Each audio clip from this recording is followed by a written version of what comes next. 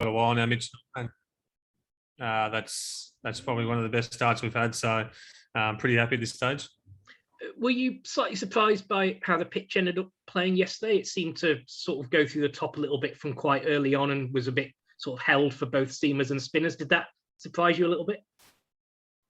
I think I played here maybe 3 or 4 years ago now, and it had sort of the same look about it. It was probably a little bit better wicket then, but it just has a little bit of sort of corrugated, wavy along the wicket. So it's definitely going to be two-paced and probably inconsistent bounce throughout these 3 games. If the whole square looks pretty similar, to be fair. So I think, you don't have to try too much. You just have to bash the wicket on a good length, and the wicket does enough tricks itself. And I think just fine, sort of we did well with our quicks and they did well with their spinners. So everyone's in the game, I guess. Thanks, Josh. Cheers. Russell Gould. G'day, Josh. Just a couple for me, if I could. Just on the tour in general, and yourself and Starkey obviously doing what you did yesterday. Did you take it upon yourselves as sort of the elder statesman of the group, I guess, of the entire squad, not just for yesterday's game, but going forward, obviously with a new captain and new players? Did you sort of take it upon yourselves to really make an imprint? No, I wouldn't say that. I just treated it like every other game that I've played, really. We obviously had a couple of youngsters make their debut yesterday, which was pretty exciting and may have given us an extra lift to get the result for those guys and make it a memorable day. But no, I treat every game the same. I try and go out there and play well. Just more broadly, I mean, obviously there's a few guys are not there because they had bubble fatigue going. And just wondering how you've been so far in the West Indies. You've been there for 3 or 4 weeks now. I mean, what's it been like? And have you had sort of freedom? What are you sort of doing, sort of moving around style? Yeah, it's been okay. St. Lucia, we were lucky enough to get down to the beach a couple of times and on the golf course a few times. So that was really good. And here we're pretty close to the beach here as well. So getting out and about enough, I guess. Obviously the bubble's tougher than normal circumstances, but we're doing enough, I think, to get out and about and get away from cricket and enjoy ourselves a little bit.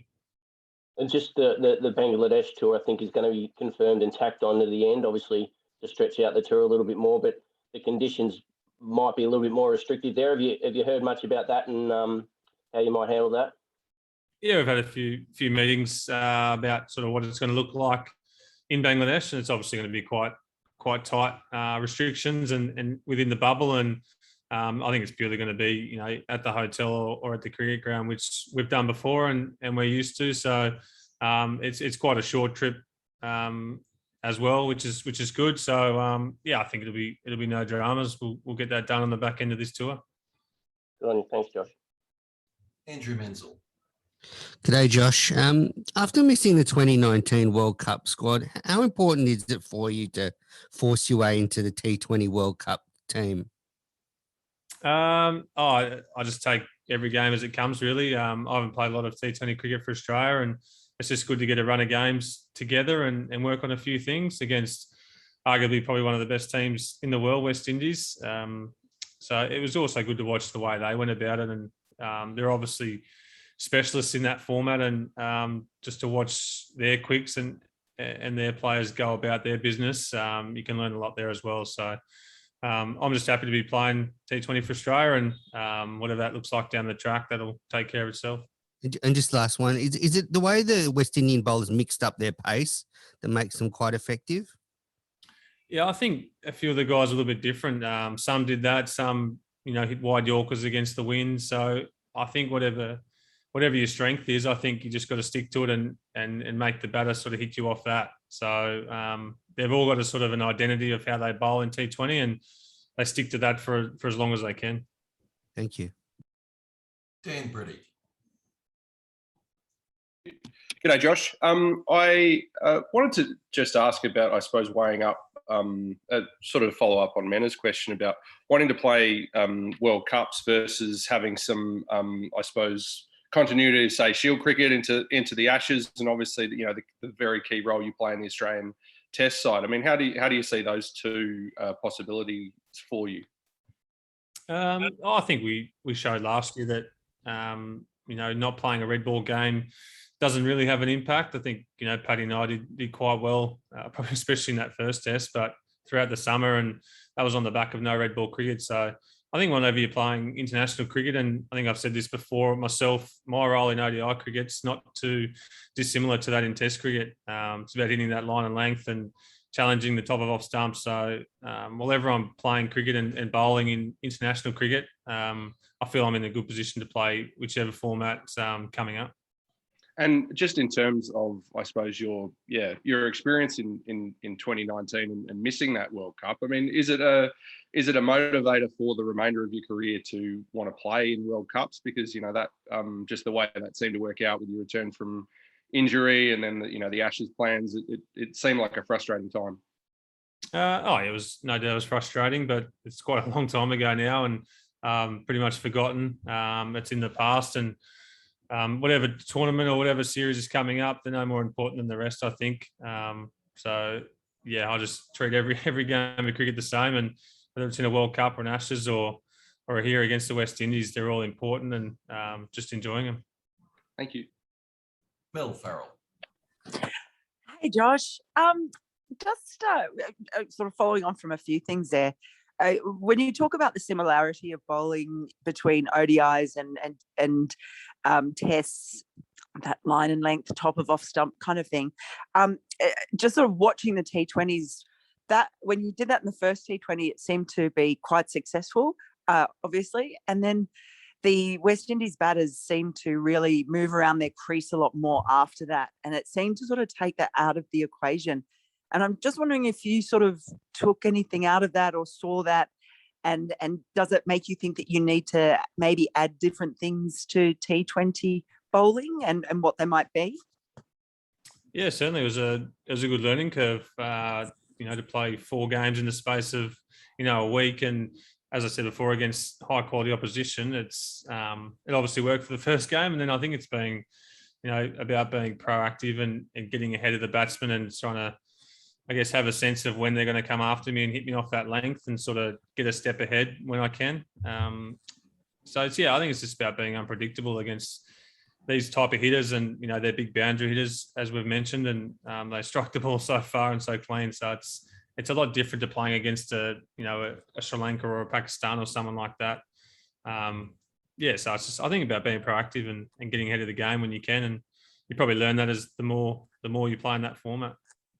Is it something like, are there other variations that you think you might want to bring in, or is it more about changing up lengths and lines and things like that? Are there other types of deliveries that you're working on or that you have been working on? Yeah, I think it's a bit of everything.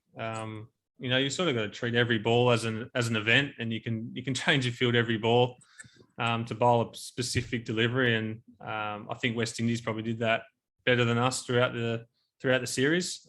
As I said, they're very specialist players in that format, and they were good to watch. And I think it's a variety of everything. This is going to, just really quickly, this is going to sound like a really dumb question. Sorry. So how many different varieties of cross seam deliveries do you have? Like, is there one cross seam ball that you bowl, or is there like 2 or 3? I think cross seam, you just bowl the one type. It's sort of straight across seam, and then there's a 3/4 seam that Stuart Broad bowls to good effect in England, just hoping for a bit of nip off the wicket. But obviously, it's different in different wickets from T20 to Test matches, so they don't tend to do too much in T20. Okay, thanks. Sorry if that sounded like a weird question. That's Cheers, Josh. Thanks, Mel. I'll actually just reiterate one of the earlier questions for some of the networks who jumped on a bit late. I'll just re-ask Josh what the approach was with Starkey last night in those opening overs. I think Starkey speaks for himself. We've seen, I think he broke a record last night, wickets in the first over. So it's, we noticed the wicket was a bit up and downish. And it was literally about just hitting that line of length, pretty boring stuff, and keep it very simple and let the wicket do its work. It was doing enough, and we noticed when Jace Holder and Joseph were bowling, it was doing enough. So it was a very simple game plan. Thanks, Josh. We'll throw to Louis live here in Barbados. Yeah, just wanted to ask you about Hayden Walsh bowling the way he did last night, or the time he was used, kind of for the last 20 overs almost. Was that something new that this ODI team might not have seen much before? And is that something that you guys might think about using too? Yeah, we've probably seen bits and pieces of it. I think, England have held back Adil Rashid a few times to bowl with five fielders out. So it's more of a T20 type scenario. And I think they probably think that Walsh is at his best when we're attacking him or when we have to attack him. If he bowls early, we probably can just knock him around with 4 blokes out. There's a lot more gaps. So I think they believe his biggest effect is in those last 20 overs, and they're probably right after last night. And our batters are probably in a meeting now, just sort of getting a plan together. And again, each one is individual of how they're going to, tick the scoreboard over, but not give Walsh any wickets. He's been a big player for them so far. And if we can keep him quiet, it goes a long way to winning the game. You spoke as well about the pitch being quite tricky. I guess 250 in hindsight looks like quite a good score now. How well did Ashton turn at that? And I guess what does he do differently that they might have been there when he first came into national cricket? Yeah, it's an interesting one to bowl. I find it quite tough, to be honest. He's probably a 360 player all around the ground. He hits balls to interesting spots. Quite good at ramping, obviously, as well. But the normal pull shot sort of goes wide and mid on, not square leg. So it's hits the ball in interesting spots where there's gaps. And he's a pretty calm character and just goes about his business, and seemed to work again last night. Thanks, Louis. I think we've got one more here on the line for Andrew Menzel, and then we'll wrap it up. Yeah, just last one, Josh.